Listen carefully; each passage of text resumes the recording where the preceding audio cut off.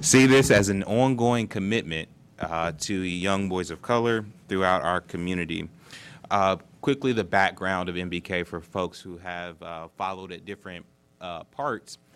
This started in 2014 under President Barack Obama. He challenged cities to come up with opportunities and access for young boys of color. I was brought on as a co-chair with then Mayor Michael Coleman. We started off, which I was really proud about, by first going out to the young men. And we held community conversations around the city of Columbus. We engaged over 500 young males of color with 100 male mentors. We asked them simple questions. What do you need from us, the community, to be supportive of you? What are your barriers to success, and how can we break those down? That presented what we call the Youth Perspective Report. And the Youth Perspective Report has been the backbone of our engagement since. It highlighted several different areas from which we were going to focus on. I remember when we rolled it out, we brought in the President Obama's director of MBK. His name was Broderick Johnson, and Senator Brown was there. And I remember we did this big rah-rah, a couple hundred folks there. He was very supportive, and then when he got off of the stage, he said, that was all good, but this work won't go any further if you don't have data and metrics in which to govern yourselves.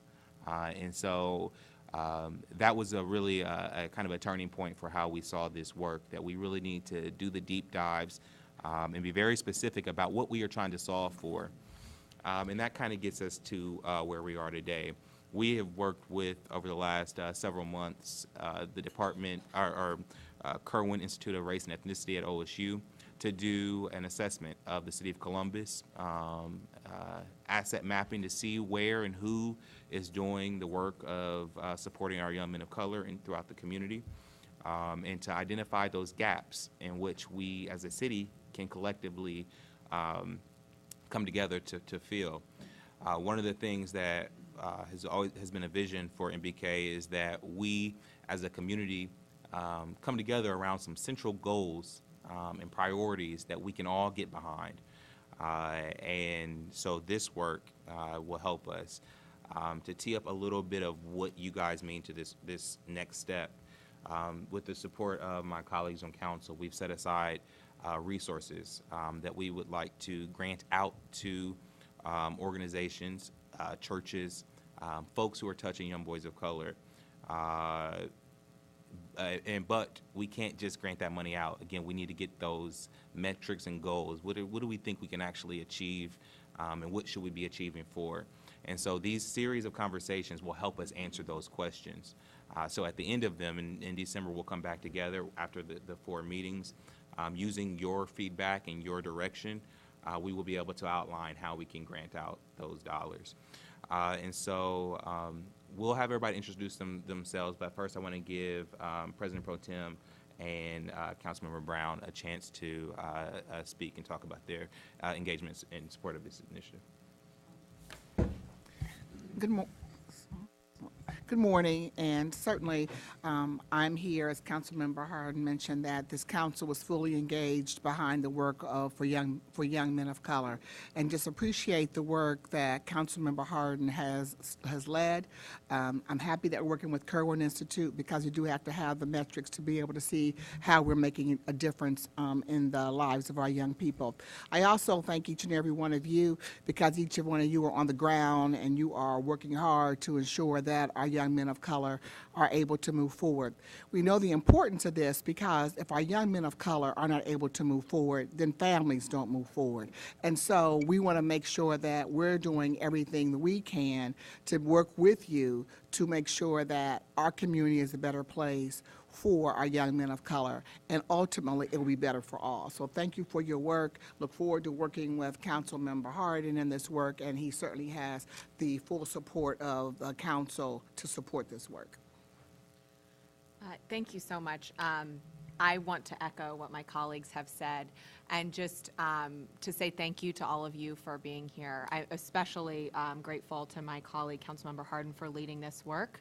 I'm here today in obviously as a council member, but also specifically in my role as chair of the Economic Development Committee, because I know that's what we're talking about. And when you think about investing in youth, To me, that is about the smartest economic development investment we can make as a community and as a city, because ensuring that ensuring we have a strategy for our city to be strong 20 years down the line. If you want to know whether we have that roadmap, you look at the investments we're making in youth today.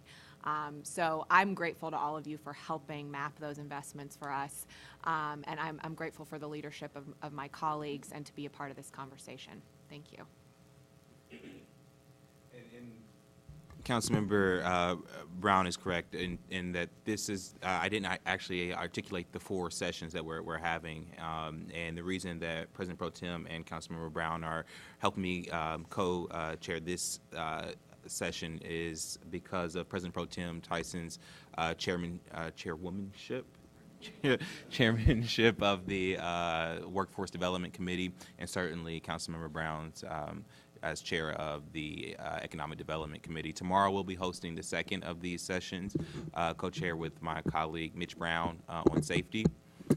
The next third and fourth installment will be later in our next month in November. They will be, one will be on health and the other will be on education. And so we'll have different folks in rooms like this to have that conversation. And so again, Councilmember President Pro Tem Tyson talked about the reason you're here is because of your expertise. And so with that, can we start with Kara and have you go, let's go around and just introduce who's in the room so we know who's talking. Hi, my name is Kyra Crockett Hodge. I run the Youth Outreach Program at Huckleberry House. Kay Wilson, I'm Executive Director of a nonprofit called Leaders Spark. Sorry, just taking notes. Dorsey Hager, I'm head of the Columbus Building Trades. Steve Webster, I'm director of the Electrical Trade Center, an apprenticeship program for electricians here. My name is Lori Callman. I'm the Director of Business Solutions for Perscolas. John Tyus, also with Perscolas, managing career advancement. Michael Corey, Executive Director of the Human Service Chain. Dwayne Casares, I'm CEO of Directions for Youth and Families. Christopher Moss, I work in financial services and also with nonprofits in the technology space. Good morning, I'm Ryan Edwards. I'm with United Way of Central Ohio. I'm Bill Owens. I'm the director of the Clintonville B12 Community Resources Center, one of the 5 settlement houses here in Columbus. I'm Kelvin Shells. I'm an asset manager for Columbus Metropolitan Housing Authority. Hi, I'm Sadaf Bashir. I am one of the comprehensive case managers for ETSS, which is Ethiopian Legal Social Services. My name is Johanna. I'm also from ETSS. And I am Beth Urban, the CEO of Impact Community Action. And I'm Daryl Robinson, Chief of Staff of the City of Columbus. And I would just like to highlight the team that has made this all possible. MBK effort is housed in our Department of Neighborhoods under the direction of Director Carla Williams Scott, who's here. Thank you so much for your team, Deputy Director Derek Anderson, Deputy Toya. I apologize. I've worked with Toya for years. And let me thank my team as well, Zach Davidson, Linda Capobianco, and the CTV folks. With that, I will turn it over. We're going to start with the report. And this is the first piece. Again, we're going to roll out each piece of this report in these organized conversations. And so with that, I'll turn it over to Mr. Kyle Strickland. Excellent. Thank you, Councilmember Hardin, Council, and then Director Carla Williams Scott in the Department of Neighborhoods, and all of you for being here today. So my coworker Joshua Bates and I are going to go a quick overview, kind of laying the foundation for what this all is all about. So as Councilmember Hardin pointed out, 2014 there was a lot of energy behind the My Brother's Keeper initiative and program. There's a lot of excitement, a lot of momentum going. But 3 years later, while the work has been underway, we still understand that there's a need to make sure that we're all convening together around specific issues. So this report specifically is designed to help us figure out a way to measure progress and set goals to measure that success for us to all kind of convene around. So the impetus of this report is renewing our call to action. So how is it that we're going to truly invest in our youth and make those next steps? So this session specifically is going to focus on economic vulnerability, as Councilmember Hardin mentioned. We're just going to give a brief overview of a little snapshot of what this report looks like. So first, we want to take a look at the racial distribution map of Columbus. So this map here shows the distribution of the predominant races by census tract. And as you can see here, on the east side of Columbus, predominantly African-American community, and then on the west side of Columbus, predominantly white community. And this is of youth ages 0 to 24.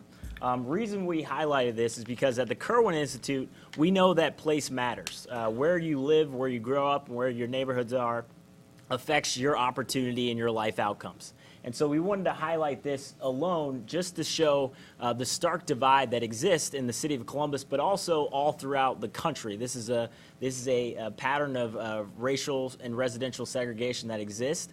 And the reason why this is important is because we know that where you live affects your opportunity. And so this gives a sense of where things are highlighted and where people are located. But on top of this, we wanted to look at the landscape beyond just race.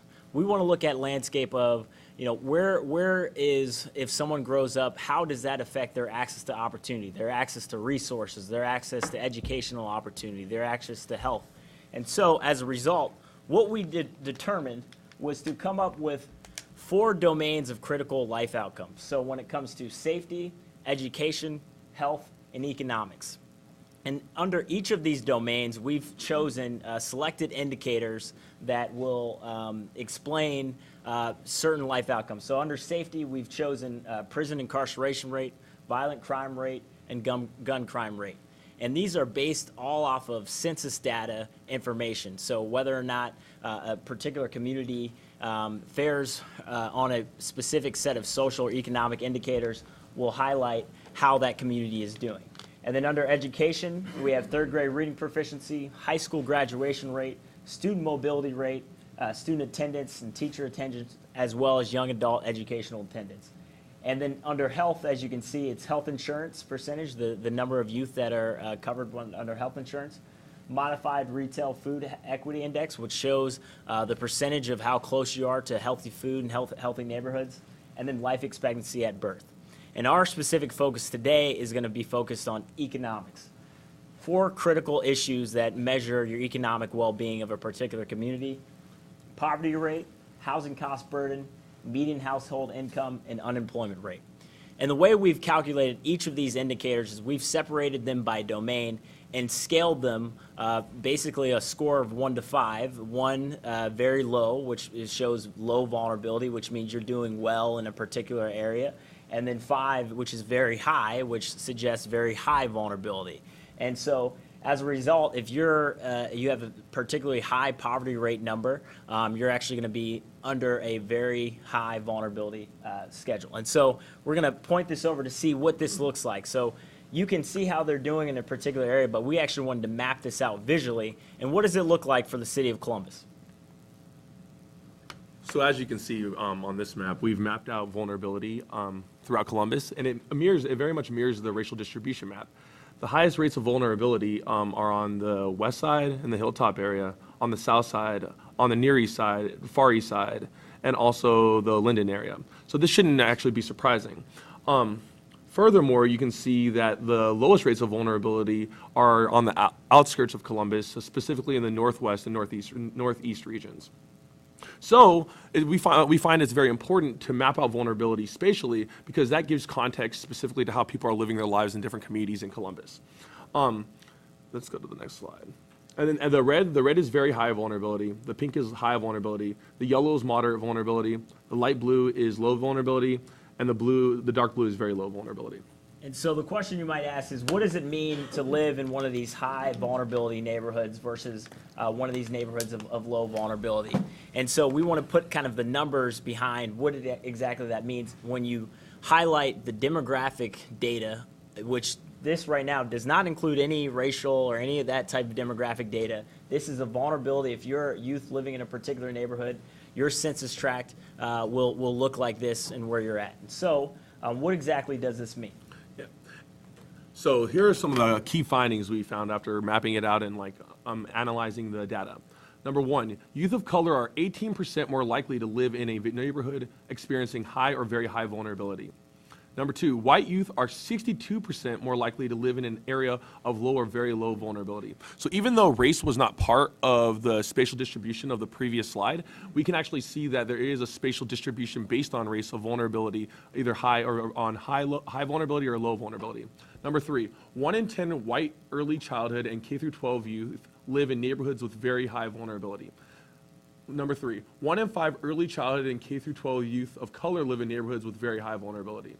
So there's a difference based on race in where kids are growing up and what they're experiencing. So these metrics that we mapped out, it's not just enough to think about them as part of our vulnerability index. Those are actually how kids are navigating space, right? So people have a higher chance of, for instance, experiencing gun violence living in a vulnerable neighborhood.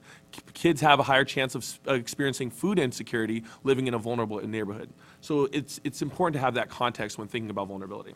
And why this is important as well. So when we see white early childhood and K through 12 youth, we've broken down youth segments from 0 to 24. So early childhood is that kind of 0 to 4 range. K through 12 is 5 to 17, and then young adult is 18 through 24. And the reason why this is important is because you can't just have a broad brush of 0 to 24 because certain segments of youth have certain needs and certain differences, especially when we talk about economic vulnerability and when we talk about workforce development.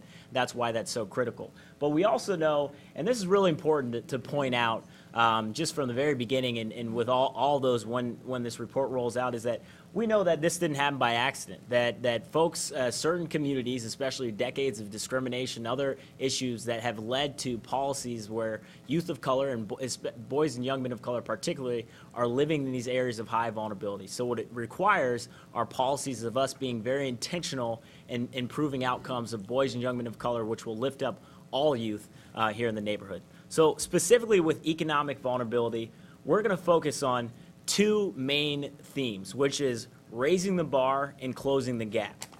So in order to raise the bar, what we've decided to do was, how does Columbus measure up, not just with the city or with the county, but also the state and the rest of the country. And also, we understand that it's certainly not an apples to apples comparison, but it helps us get a sense of where we're at. So what we've decided to do under raising the bar is actually look at how these percentages fare, for example. So I'll actually come up here and point out some of these indicators here. So first on the top is the total population of the United States versus Ohio, the county, and Columbus. And we've broken it down by 3 sets, which is just total youth. So all youth throughout Columbus, you have about 300,000 youth that are in the city of Columbus. And then youth of color, about 135,000. And then you have specifically boys and young men of color, which is about 70,000 boys and young men of color throughout the city of Columbus. The reason this is important is so that we can get a sense of where they're living and where they're at in these particular areas. So as you can see here with the poverty rate for each of the youth, how it's broken down 0 to 24, compared to the United States, you have about 23% poverty rate. Ohio 24, Franklin County 28, and then you have Columbus around 32% poverty rate for the entire city when it comes to youth 0 to 24. And then we've got housing cost burden, and then you've got the median household income and the unemployment rate. So this is just an important sense of where we're at in these particular areas and how we fare and compare to the rest of the country, the rest of the other states, and then as well as the county as a whole. This will help us kind of get a sense of where we're at, but the most important piece that we think is really the closing the gap argument. Closing the gap comes down to how are you, what is your experience at a very high vulnerable neighborhood versus a very low vulnerable neighborhood? Josh, you want to point that out? Okay. So, as Kyle was talking about, when it comes to closing the gap, we find it's very important that the kids that are living in highly vulnerable neighborhoods experience the same opportunity as the ones in very low vulnerable neighborhoods. So for instance, if you look at poverty rate for youth 0 to 24, 60% of youth in very highly vulnerable areas are experiencing that high poverty rate, as opposed to 8% in very low. So that's a huge disparity. Median household income in very high vulnerable neighborhoods is $23,850, as opposed to very low, which is $80,650. The unemployment rate in very highly vulnerable neighborhoods is 19%, as opposed to very low, which is 4%. So there's huge disparities that exist right here in Columbus. So by ascertaining the specific areas of vulnerability, which we did through the spatial analysis, we can create policies and investments that strategically address these massive disparities and close the gap between these very high and very low vulnerable neighborhoods. Yeah. Cool. Okay. Come up to the mic. Oh wait, can you not hear me? Oh, you guys can hear me on the mic? Okay. Go back. Okay. So wait. So as you can see here, the rates of very high and very low vulnerable areas are stark and extremely stark. And of course, we're happy to answer any questions because there's a lot of numbers we're throwing at you. So feel free to ask any questions if you have them. Councilmember Brown.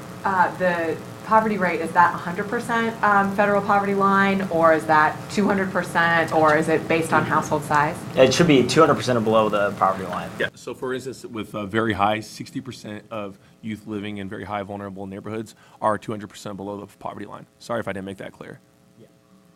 And so the reason this is important is because we understand that if you're living in an area that is very red, for example, this is what you're going to be looking at. And if you're living in an area that's kind of that lower blue, that lower vulnerability area, then across all domains and indicators, you're doing pretty well off in comparison. And that's why it's important to make sure that we can actually have something to really orient ourselves around. Now, we want to also be very clear, though, that you can't just pick one or two indicators and say, we're going to reduce the poverty rate here in this particular area, and we're going to solve our problems. We understand that a lot of these indicators are interrelated, which is why our whole focus is really about the domains, which is health, education, economic, and safety. So let's focus on how can we work economically to improve the lives of youth that are living in these particular areas. While some may want to focus on issues of poverty, we also know that if you're focused on driving the poverty rate and changing that, you're also going to affect the percentage of folks in unemployment rates and all these other issues that are affected by it. And so that's one of the things that we want to keep in mind. Question? Yeah, the housing cost burden, how is that very well operational? Yes, so that's basically the housing cost burden is operationalized based on an ACS census data of the amount of income that they have to spend per month on their particular housing. So there's I believe it's over 30%. There's a specific number that highlights the type of burden that they're having to take on. I think I was just looking at 30% of gross income, including utilities and, along with your rent. Yep, and we know this is important because that affects the mobility of particular households and what they're able to do. So while these indicators and these numbers are important to kind of orient ourselves around, we do want to focus more so on how does this overall effect of what we can do moving forward. And so Javier, you're going to talk a little bit about how we can utilize these metrics, these numbers, but overall the domain and what that means for all of us. Right. For clarification, do I need to stay seated or can I get up? Stay seated. Oh, wow, that's different. All right, cool. Like you said, my name is Javier Sanchez, and I have a company called Reach Communications. So a few years ago, we did a national, we're involved in a national survey project where we traveled to 5 different cities across the country: Chicago, Philadelphia, D.C., Oakland, California, Richmond, California. And the research involved about 2,000 young people that experience high levels of trauma related to poverty, violence, social determinants of health on a daily basis, right? And so among those 2,000 young people that we were engaged with, we were able to identify that about 15% of them were actually thriving in the midst of everything they experienced on a daily basis, all the things that the gentleman from Kerwin indicated. And so then we looked for consistencies among those, that 15%. What assets did they have? We were able to identify 4, and it basically came down to they were connected to somewhere, somehow, something, and someone. What does that mean? Somewhere they had a vision or an optimistic outlook on life. Somehow, meaning they had a plan. Something, meaning they had a sense of higher purpose or calling or a connection to something bigger than themselves. And the someone, they were connected to allies, particularly non-parental and non-judgmental caring adults in their communities that actually cared and were able to help them execute their plan, create or execute plans. Now, what does that have to do with us in here is one of the factors in whether or not they thrive is having a strong understanding of how to navigate systems, right? And those young people that are very proficient in navigating systems have more opportunities to thrive. The gentleman talked about this, the system is, let's be honest, or historically, the system has been set up for them to fail. And so we need to, as community allies, come alongside them and help them understand how to navigate this journey that they're on in a realistic way. So what is today about, and why are you so vital? Today is about creating a story. Historically, communities of color were storytellers. That's how we convey information to one another.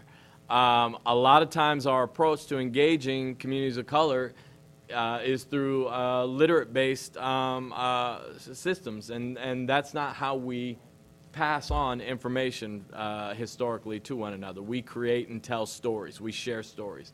So our responsibility and our opportunity today is to create a story about how we can engage these young people and equip them with the competency and the skills and the tools and the resources they need to navigate economic systems. And who better to go to than you all, those that are in the trenches.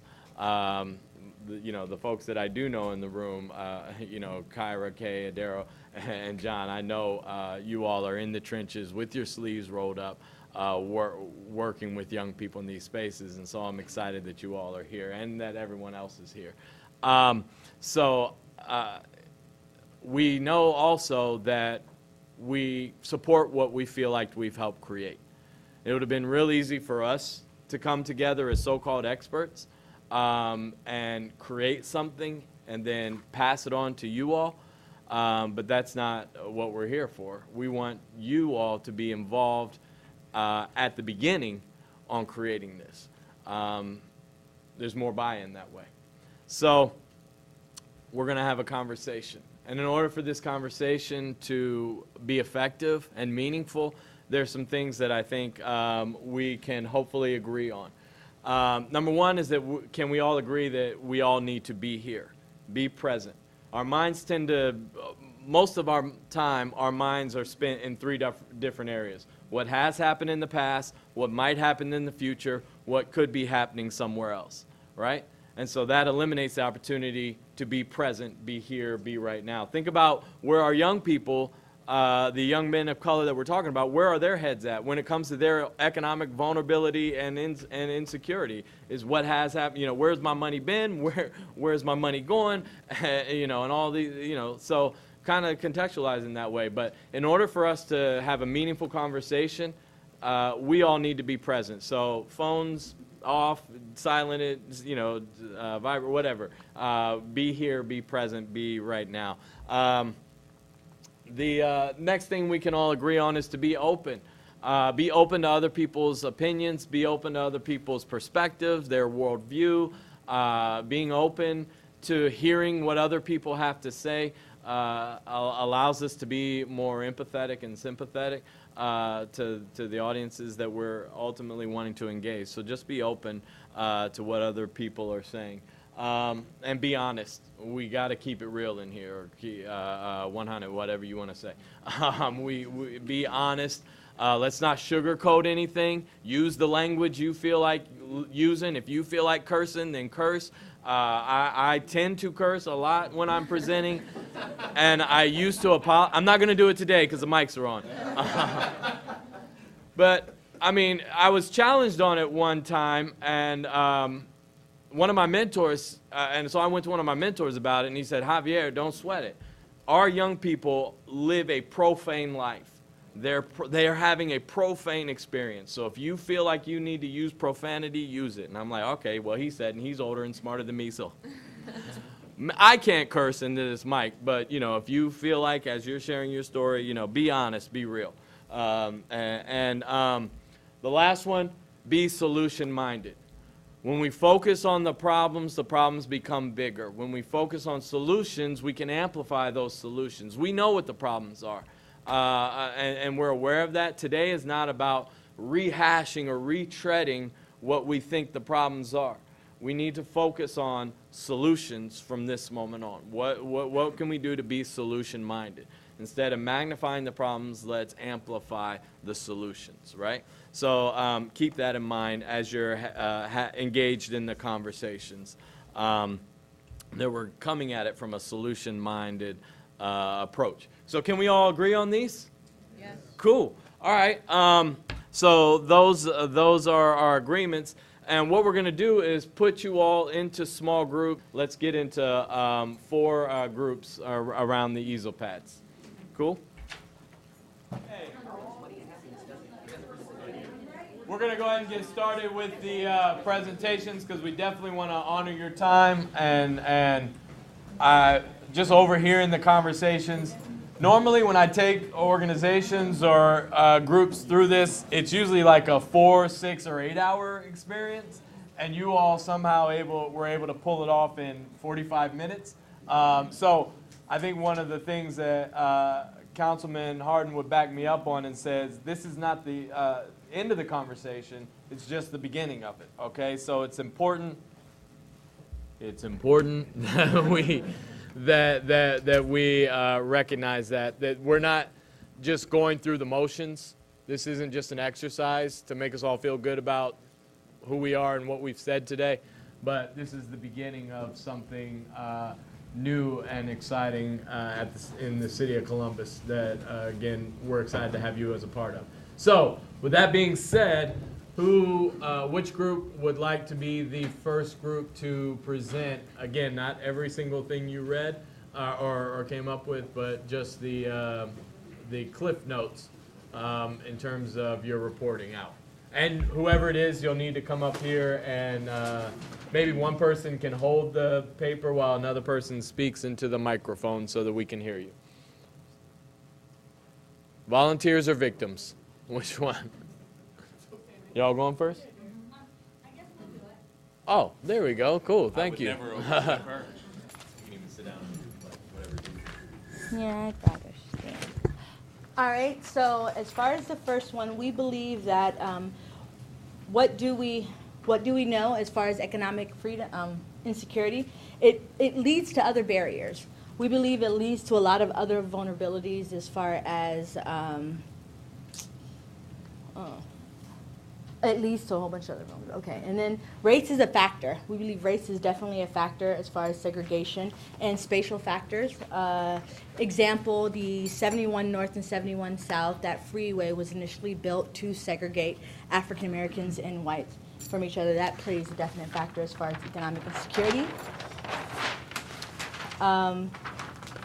And we also talked about how the state school funds affect economic insecurity as far as the some neighborhoods who are low-income areas, they don't have the valuable property tax as some suburban neighborhoods, and that affects whether or not that school has the tools that they need to teach the student.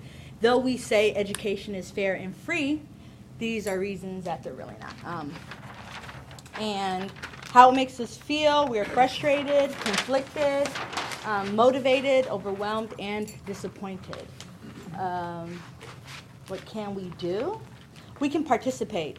Accountability is a big issue. Advocate, contribute, and persist. So we kind of do this really quick. What can we do? Okay, we believe that pre-K and childcare should be universal and free. We also talked about other programs such as the Comprehensive Case Management Employment Program, which is a newly established program that's just been brought to Franklin County, which helps young minorities or young at-risk youth maintain permanent workforce jobs and positions. Who are our allies? We believe nonprofits, state and local agencies, private industry, higher education, childcare, hospitals, community leaders, faith-based organizations, CODA, correction industry, the CMHA, what are our resources? Communities at large, government leaders, workforce programs, neighborhood leadership. We talked about United Way and how United Way holds leadership organizations such as Project Diversity and the neighborhood leadership. The REAP Center, settlement houses, CMHA again, Boys and Girls Club, YMCA, city government, business community, Hands On Central Ohio, sorry, a lot of folding, arts community. Now, what can we do new? We believe free childcare once again and intensive culture training that should be mandated. We talked about a lot of at-risk youth and at-risk young males. When they go to these supportive services and try to receive services, they feel that they are degraded upon entry. They feel as if their circumstances are fault. Rather than going into these facilities and feeling as if it's a safety net or a safe haven, they feel like they don't belong and they're being, degraded. We believe we should improve more training options, improve empathy. That's a really big thing. And that also kind of goes into how we build trust. As we improve empathy, we're present and we receive results. And that's all, folks.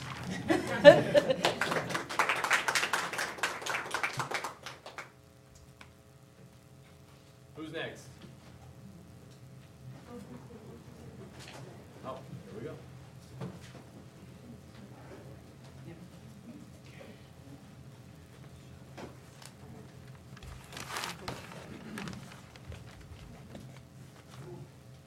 All right. Is this good? So when we talk about what do we know about economic insecurity, I think one of the biggest things was, and kind of speaks on a lack of identity amongst individuals, not kind of knowing, where they are, where they're going. Connection to opportunities was a real big one, just making sure that we're allowing individuals to have those connections to those opportunities. And then we also talked about earning power and the emotional IQ of individuals, being able to relate in and amongst different situations, whether it be going into services, going into interviews, how to be able to act on a job, maintain a job, things like that.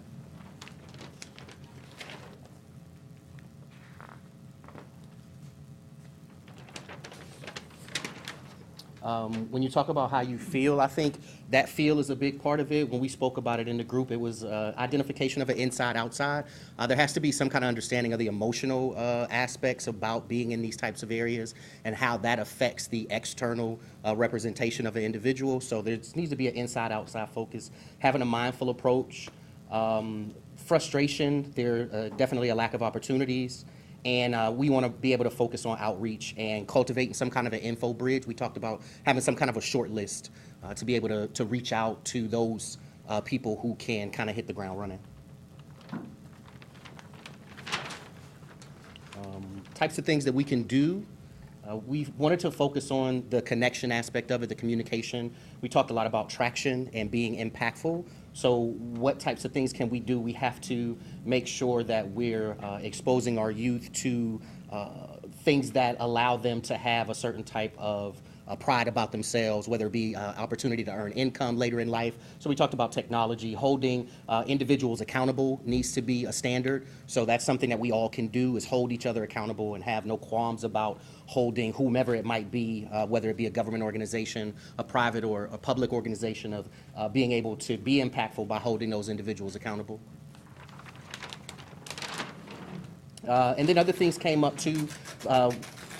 having that, again, that short list, a one-stop information shop. Where can I go if I'm new to Columbus and I just got a job with Nationwide, or I moved here, I don't have family, but I want to be active in my community? Where can I go to hit the ground running in 3 to 6 months, as opposed to having to figure out who's going to be in what position or being on a mailing list over a year or 2 years' time? Considering all the avenues, and then again, challenging partners to make those change and have that conversation, are all things that individually we can do. We talked about allies, and I think this will probably mirror in all of the groups, is the service providers, schools, understanding that the youth is an ally as well. We can't leave them out of that talk. So when we transition into talking about trust, I think that's a big thing as well. But integrating the youth in some aspect, finding creative ways to integrate and allow the government agencies and the United Ways to speak to those high-risk individuals directly, as opposed to it just being, okay, now that you've told me, let me go back and tell them. Having that full integration with the media, faith community, and not forgetting about the importance of parents as well. We talked about resources. We're talking about the kids, the youth. Social media is going to be a real big one, word of mouth. How are we getting access to these individuals? What are we doing to make sure that we're talking to the people and interacting with the individuals who are reaching the kids, so that we can kind of put a hand on them directly? And then the big thing, too, was the time commitment. There has to definitely, when we talk about not having resources, there's one resource that we all have, and that is time. So the accountability for holding the time, taking the time to come to these types of events and continue that conversation. And then building trust. We talked about one of the big things that came up was the shifting of power, making sure that individuals are empowered to make these changes in their lives. It's not just something I'm telling you to do, but it's something that you want to do for your own personal benefit. We talked about inclusion, making sure that we're being genuine and intentional when these types of things are coming along. I think that helps to build trust. Having a supporting relationship, and then there has to be a certain level of familiarity. We have to engage the community in the change. We can't just come into a community and say, you need to do this, you need to do that. There has to be some kind of a buy-in, so that inclusion and that familiarity amongst the community to make those long-term changes is real big. And then also acknowledging the history within Columbus. Someone had mentioned the separation with 71, looking at the structure of the city in general and acknowledging the previous work of others so that we can continue to progress.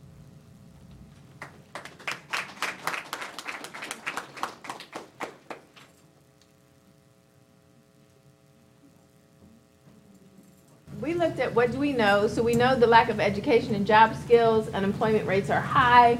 We also looked at background issues, the youth homelessness, fathers and single parent homes, as well as the trauma that these young people face that are in these areas, and the systemic issues that we know. So we had a couple stories. I'm not going to go into the stories, but we had a wonderful story about Pepsi. How do we feel? Not fair that with the young people, a lot of times trying to communicate that it's not their fault. Being frustrated and also being sad.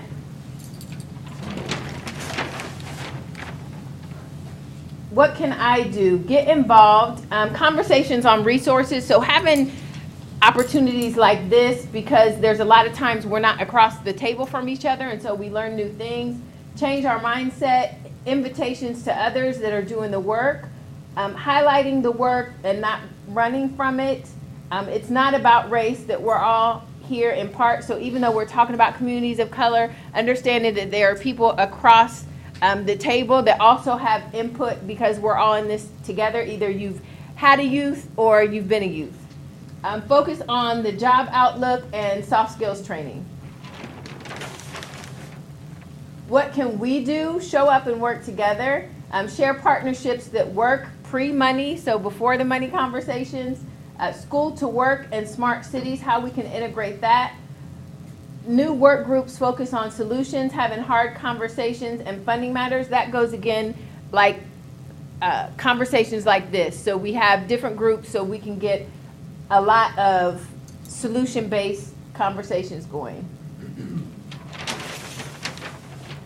Who are our allies? The Columbus Foundation, court system, child support. So we were discussing in our group that there were a whole lot of barriers in regards to, let's say, young men of color were ready to work, had jobs, but then child support was keeping their driver's license or something like that, so it was a barrier. talking to Uber or somebody who would be interested in a social enterprise that would allow for innovative transportation, the youth serving in Franklin County, engaged youth, the partnership, labor industry, education, fraternities and sororities, elected officials, auto dealers, and social organizations. Resources, again, the Uber-like business, transportation hub around the city, jobs, looking for plenty of jobs, support in nonprofits, training the people, and technology upgrades with incentives. As an example, so an app development, so something to where these resources are available in these young people's pockets so it's easy for them to find. What can we do different or better? 3 things that we can do today. Hold partners accountable. Look again at the social enterprise creation in regards to transportation. Create the labor council communication conversation with nonprofits, and education on school options. So as an example, when you go in for student enrollment for high school, also having labor there, other organizations that are trying to get young people into the workforce, that available as well because you've got parents already there. How to build trust, show that you care, highlight successes, listen, and don't judge.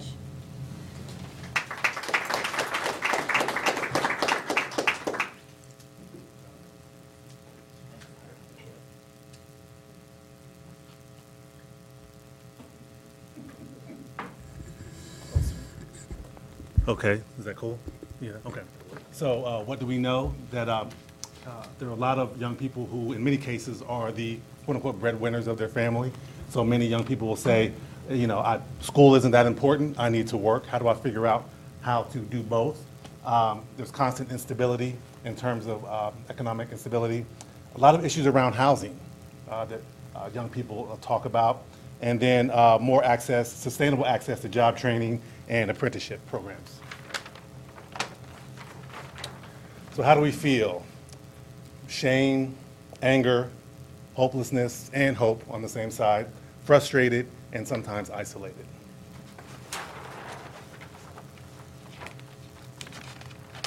That one's stuck here. So what can we do as individuals?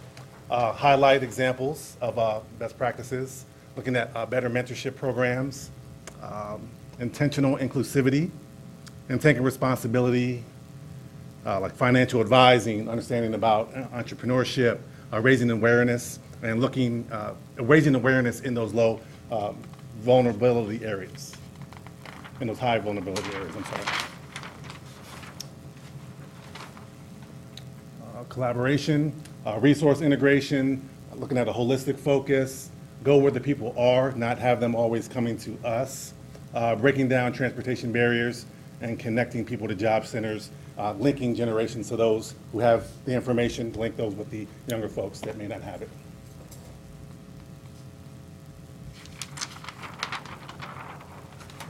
Allies, I don't think we got to that one.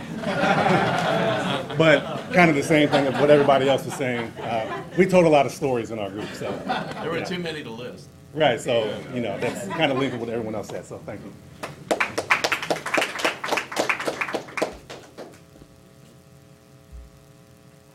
Well, again, thank you all for being here. I want to be respectful of everyone's time, but the fact that you gave us this time, and to Javier's point, we're present, when we're open-minded, and we're engaged. I am extremely grateful.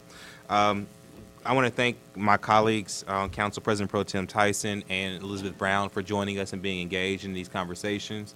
As in most or all the groups, elected officials were listed as allies, so having folks that came out and participated is greatly appreciated. As I said when we began, that this piece of the MBK pie is leading towards Kerwin releasing the full report in December, and at that same time we'll announce a MBK grants program. The big part of this is acknowledging and acknowledging the work that has been done, that is being done by organizations throughout the community, but then through strategic investments in dollars, encouraging collaboration and putting folks on a pathway towards shared goals and shared initiatives. And so hopefully that we can be able to do that through this program. Serving our vulnerable young people is something that our entire city can rally around, and every organization can contribute. A lot of times I'm asked about what is MBK or who is MBK. We know that so many different organizations have MBK efforts. That was one of the things that really stuck out to me in this 3-year process, is that there really are silos, even in a community that values partnerships and collaborations like the City of Columbus. We are still working in silos. And so through this process, we are trying to change the question from who is MBK to what is our own specific MBK efforts. So my challenge is that every organization represented, every governmental agency, every person should have an MBK effort, because we saw the data. And so the question is not who is the MBK, it's what is my MBK and how do I contribute to that. And so that's what we're working towards. We will have a list of the 3 other sessions that we're going to have. The dates, times, and locations. Matter of fact, tomorrow we'll be here at 6 o'clock, where we'll be having a in-depth conversation around safety. If you would like to participate, please come out, or please engage. But we are asking folks to RSVP. I just want to thank you all again for being here. We're only 5 minutes over, 5 minutes over. So I appreciate Javi for keeping us together and getting us through this information. I want to thank Director Carla Williams Scott and her team, Derek Anderson and Toya Johnson. She's not even in here when I got them. Certainly Chris Sewell from the Department of Neighborhoods, Kyle and Josh, thank you for all your hard work. We look forward to being, to tagging along and being a part of this as we do this rollout. Certainly to CTV for your engagement, your support, and helping us get this information out. And to my team, Zach Davidson and Linda Capobianco. Thank you all for being here. This is just the next step, so thank you.